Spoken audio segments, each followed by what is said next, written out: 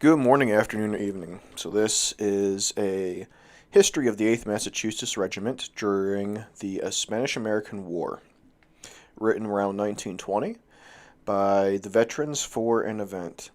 Without further ado, it will be unnecessary for me at this time to enter into any explanation as to the causes which led up to and accumulate in the release of 2.5 millions of people from the tyranny of a government whose record of atrocious acts and fiendish cruelty cannot be surpassed, or even approached, by any other nation on the globe.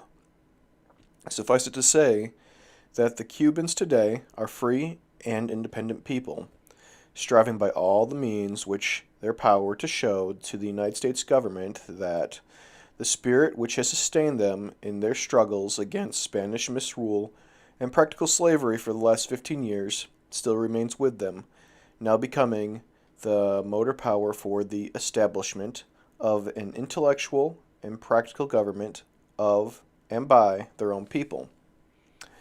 This may be the final result of their long continued struggle.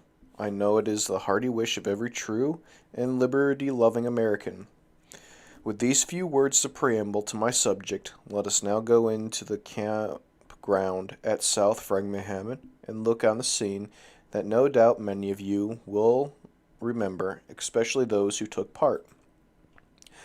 They will not forget the long tramp and beyond the camp, and yet some will no doubt think that the experience was a snap after what followed at Camp Thomas. The long company and battalion drills and marches, snake drills with the everlasting inspection, which seemed to come about once an hour, indelibly detailed for guards, sink, digging, water carrying, etc. Well, as they look back upon it and are now glad they are living, nearly all companies may be found on occasions as this kind of hanger-ons, who having no hope or occupation are counted to lay around, picking up a meal here and there, in return for doing odd jobs for the boys. And here we see them grouped together, studying regular army tactics. It was my great pleasure, and I may say very good fortune, to be detailed as a member of the Provost Guards during the time the troops were encamped here, and therefore I had the pleasure of meeting many of the boys, personally seeing with my own eyes the great improvement that made day by day, how the daily papers were watched, and with anxiety they waited the word that they should start them to the front. At last the summons came. Riding as an escort to the gallant 8th, we marched from the field, and were trains waiting them at Framingham. Just what my own feelings were, as drawn up upon one side, I saw tired to see my own beloved company march by. No one will ever know, and it was all that would and could be to keep me from them and their dismounting and casing in my lot with my old comrades.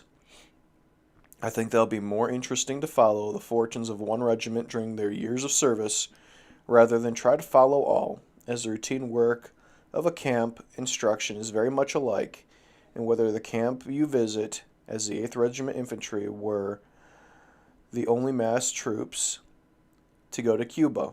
Let us follow their fortunes, good, bad, or in of the U.S. service during April 28th, 1899. Company M at once took her duties as the company of MVM, and she is trying to the best of her ability to be deserving of more than the city has seen fit to give her services rendered. The numbers of the 8th Regiment as I took up their duties as soldiers with the NVM, and we are trying for the best of their ability to be deserving of all the glory and the citations of our state are only willing to give. And that is where we'll stop for today, and that was part 1. So hopefully you all have a good morning, afternoon, or evening, and stay tuned for part 2.